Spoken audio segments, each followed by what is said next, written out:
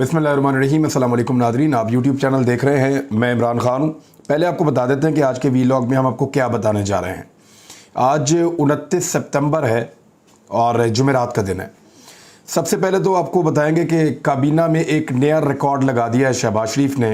Imported काबीना में किसानों के साथ, ये वीडियो में रिकॉर्ड कर रहा हूँ फजर के टाइम के आसपास, तो वहाँ पुलिस और किसानों के अंदर एक आमने सामने लाइनअप हो गए हैं और स्टैंड ऑफ चल रहा है इस्लामाबाद में।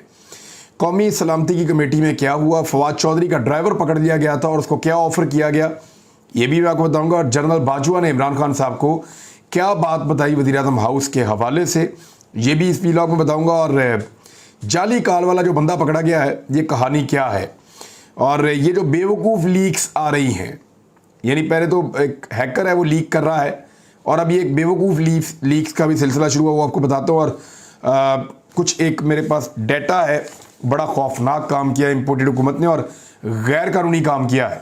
ये स्कैंडल है बहुत बड़ा, ये भी मैं आपके सामने रखूँगा कि किस तरीके से इन्होंने पाकिस्तान के आम आदमी को लूटा है। सबसे पहले पाकिस्तान की तारीख की सबसे बड़ी काबीना बना दी है शहबाज शरीफ साहब ने। जहर खाने के लिए पैसे नहीं है इस हुकूमत के पास। मिफ्ता इस्माइल से पोर्टफोलियो वापस ले लिया, वो वजीर ख़जाना नहीं है, लेकिन वजारत मिफ्ता इस्माइल के पास रहेगी। कई वजीर, कई मावनीन खसूसी और कई वजीरों के ओहदों के बराबर जगहों पे बैठे हुए लोग या काबीना का हिस्सा वो लोग, उनके पास काम करने के लिए कुछ नहीं है, लेकिन वो काबीना का हिस्सा है। उनके पास महकमा नहीं है, लेकिन वो काबीना का हिस्सा है। वजारत का स्टेटस दिया हुआ है। लगभग 74 वजीर हो चुके हैं, एक और हो जाए तो 75 हो जाएंगे। तो ये इम्पोर्टेड सरकार का एक कारनामा है कि पाकिस्तान की सबसे बड़ी काबीना उन्होंने उस वक्त बनाई, 13 जमातें मिलकर तो हुकूमत में आई हैं। सबसे बड़ी पाकिस्तान की काबीना उन्होंने उस वक्त बनाई जिस वक्त पाकिस्तान की मईशत सबसे ज़्यादा डाउन जा रही है, जिस वक्त पाकिस्तान का आदमी सबसे ज़्यादा पिस रहा है, जिस वक्त पाकिस्तान के पास जहर खाने के भी पैसे नहीं हैं। उस वक्त जब पाकिस्तान सैलाब में डूब रहा है, उस वक्त जब पाकिस्तान के शहरी जो है वो लुकमे के लिए रोटी के तरस रहे हैं सैलाबज़दा इलाकों में, उस वक्त शहबाज शरीफ ने सबसे बड़ी काबीना बनाकर साबित किया कि एग्जैक्टली वो इम्पोर्टेड हुकूमत के मालिक हैं। और ये हुकूमत बैरूनी एजेंडे के तहत बनी है। अगर इसका एजेंडा अवाम होता तो ये अवाम पर कभी इतना बोझ नहीं डालते। दूसरी खबर, किसान अपने हुकूक के लिए इस्लामाबाद में आए, वो अपना हक मांग रहे हैं। जो कीमतें इस वक्त डीजल की हो गई हैं, जो बिजली की कीमत हो गई है, जो खादों की कीमत हो गई है, जो ज़रूरी मशीनरी की कीमत हो गई है, उसके बाद किसान पिछले हफ्ते आए थे और उन्होंने कहा था कि अगर आपके साथ हमारे मुज़ाकरात कामयाब ना हुए तो हम दोबारा आएंगे। F9 पार्क में आए, मुज़ाकरात हुए और वापस चले गए। लेकिन हुकूमत ने किसानों को कोई आसरा नहीं करवाया और हुकूमत का मूड ही नहीं है किसानों के मुतालबात मानने का, क्योंकि IMF के साथ वो मुआहदा करके आए हुए हैं। तो किसानों का ये कहना है कि उनका जो डीज़ल उनको मिलता है वो इंतहाई महंगा है। डीज़ल के ज़रिए से वो ज़मीन से पानी खींचकर अपनी फसलों को लगाते हैं और उनको डीज़ल की कीमत बिल्कुल भी वारा नहीं खा रही। यानी डीज़ल की कीमत इतनी ज़्यादा है कि वो उसके ऊपर अपनी फसलों को पानी लगाते हैं तो उनकी कॉस्ट इतनी बढ़ जाती है फसलों की कि फिर उसमें उनको मुनाफा नहीं होता बल्कि नुकसान हो जाता है। तो एक तो महंगा डीज़ल, यानी डीज़ल किसानों का सिर्फ ट्यूबवेल चलाने के लिए नहीं इस्तेमाल होता। किसानों का डीज़ल जो है वो ट्रैक्टर चलाने के लिए इस्तेमाल होता है, ज़रूरी मशीनरी चलाने के लिए इस्तेमाल होता है। उसके बाद उनकी अजनास को वहाँ से निकाल कर ले जाकर मंडी में बेचने के लिए भी इस्तेमाल होता है।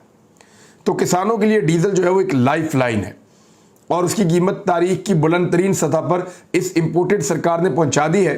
और फी लीटर पेट्रोल के ऊपर 70 रुपये तक ये हुकूमत कमा रही है।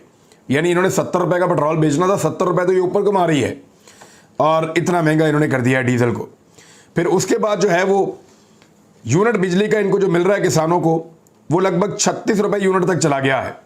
अभी इसके ऊपर जो दूसरे चार्जेज हैं वो अलग हैं।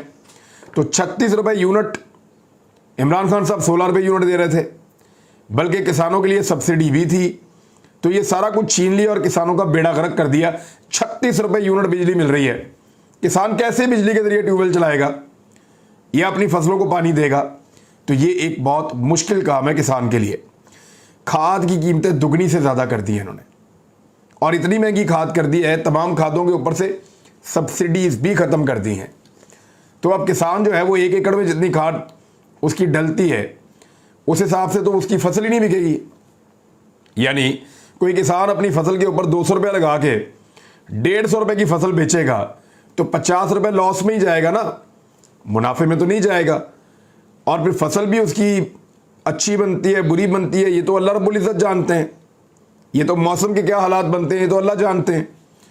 तो वो इतना बड़ा रिस्क कैसे लेगा, महंगे डीजल के साथ, महंगे पेट्रोल के साथ, और महंगी बिजली के साथ, और महंगी खादों के साथ।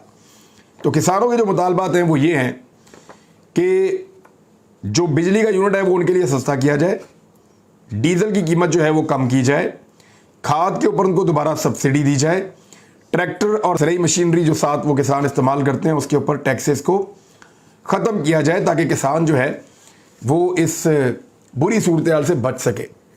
अभी उनका बारिशों में भी बहुत नुकसान हो गया, वो चाहते हैं गवर्नमेंट उसके ऊपर भी इनको फैसिलिटेट करे, क्योंकि जनूबी पंजाब का जो किसान है उसको खाद चाहिए, उसको बीज चाहिए। किसान कह रहे थे हम तो पहले ही मरे हुए हैं, ये हमें और मारना चाहते हैं तो मार लें आकर।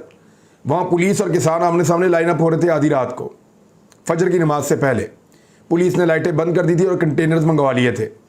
किसानों ने कहा कि हमारे किसान भाई थोड़े से पीछे आ जाएं, और याद रखिएगा ये पूरे पाकिस्तान को खिलाते हैं, ये पाकिस्तान का पेट पालते हैं अल्लाह रब्बुल इज़्ज़त के हुक्म से, अल्लाह रब्बुल इज़्ज़त की मदद से, क्योंकि अल्लाह रब्बुल इज़्ज़त ही सबको पालता है और सबको एक एक दाना और एक एक अनाज देता है, लेकिन किसान उसमें वसीला बनता है।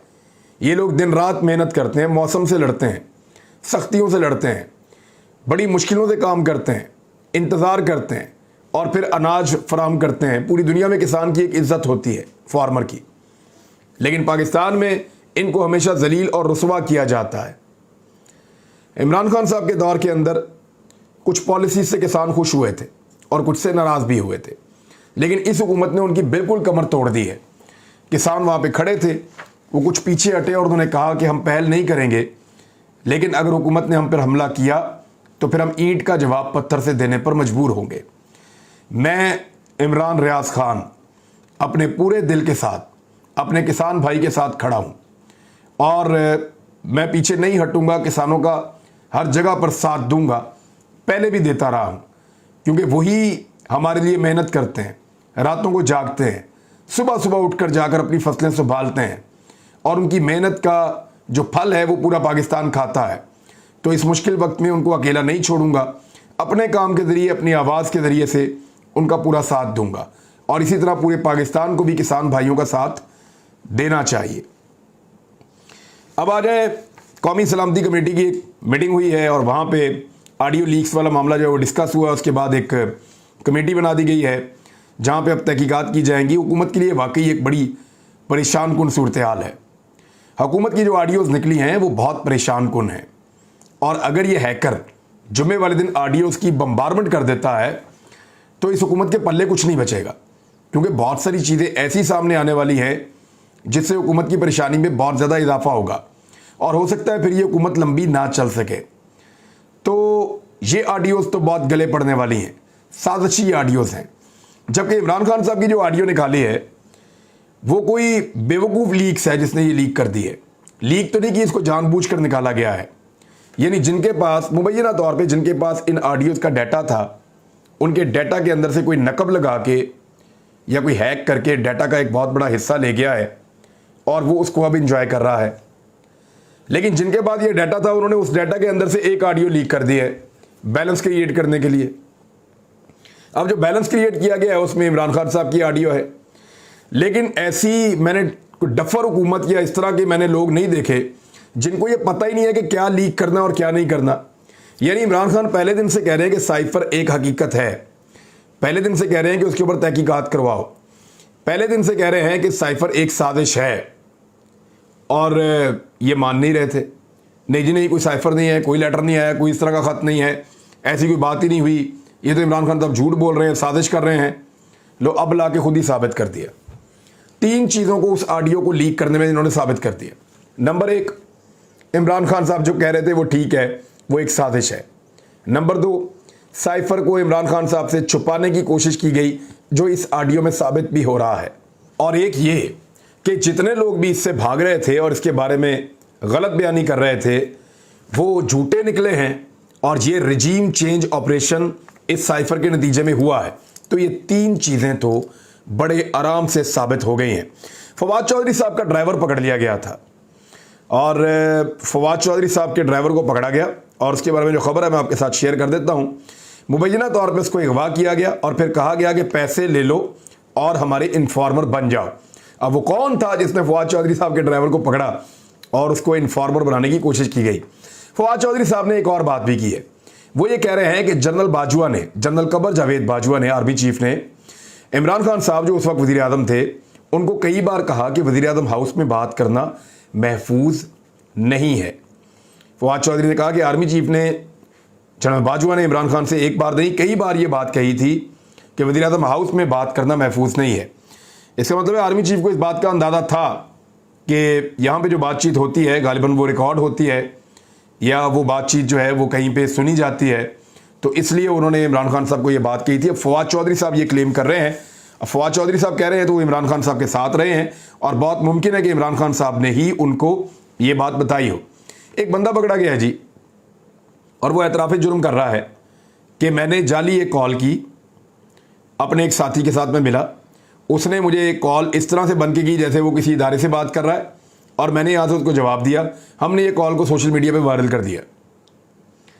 एक तो वो जो कॉल वायरल हुई थी उस पर कोई भी यकीन नहीं कर रहा था, लोग उसको मजाक के अंदर ले रहे थे।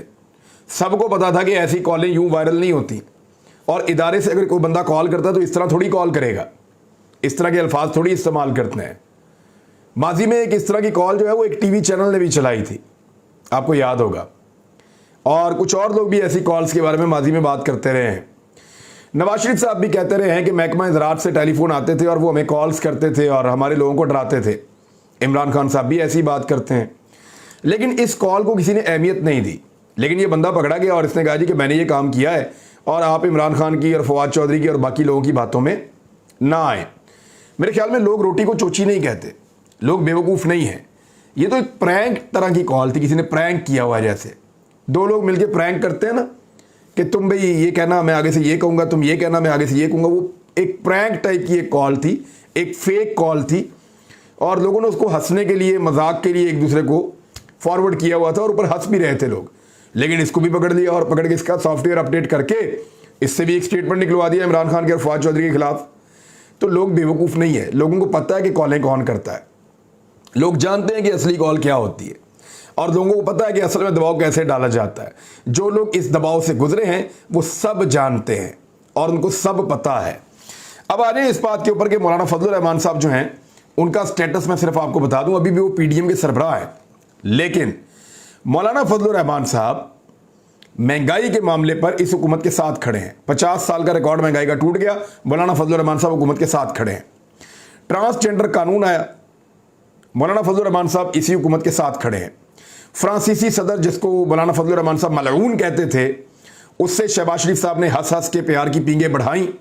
मौलाना फजलुर रहमान साहब बदस्तूर इसी हुकूमत के साथ हैं। सैलाब मुतासरीन को बेयार मददगार छोड़ दिया सिंध हुकूमत ने खास तौर पे, और यहाँ पे बाकी हुकूमतों ने, पंजाब ने भी ऐसे ही किया है। वैसे मौलाना फजलुर रहमान साहब बदस्तूर इस हुकूमत के साथ हैं। पेट्रोल और डीजल की कीमतें तारीख की बुलंद तरीन सतह पर पहुँच गई, मौलाना फजलुर रहमान साहब बदस्तूर इस हुकूमत के साथ हैं। बिजली के बिलों में बेहद इजाफा हो गया, फजलुर रहमान साहब साथ हैं। ऑडियो लीक स्कैंडल पर भी साथ हैं, उनको सदर पाकिस्तान नहीं बनाया गया फिर भी साथ हैं।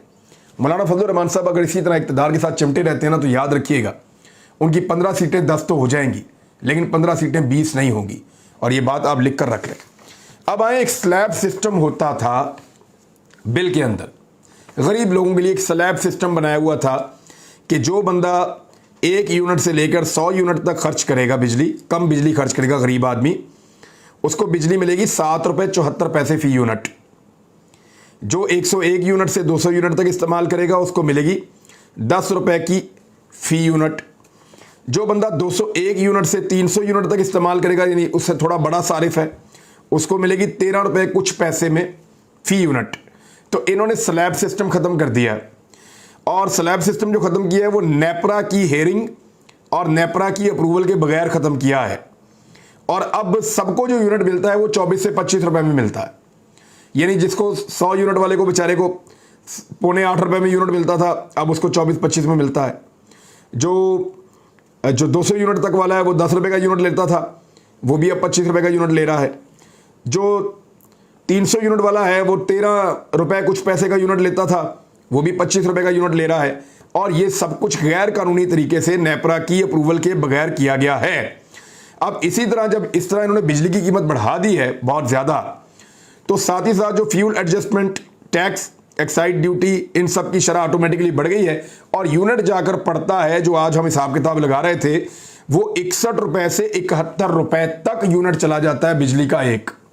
इसीलिए तो गरीब बुलबुला रहा है, इसीलिए तो गरीब चीखे लगा रहा है। कमर्शियल सारिफ तो महंगाई करके कोई ना कोई गेम डाल के अपने पैसे पूरे कर लेगा। असल जो बोझ पड़ा है वो पड़ा है घरेलू सारफ के ऊपर, एक आम आदमी के ऊपर। और ये हुकूमत ने इसको बिल्कुल आउट ऑफ द वे जाकर किया है, गरीब की कमर तोड़ दी है। और ये बहुत बड़ा स्कैंडल है, इस पर दोबारा बात करेंगे। अब तक के लिए इतनी, अपना ख्याल रखिएगा, अपने चैनल का भी। अल्लाह हाफिज।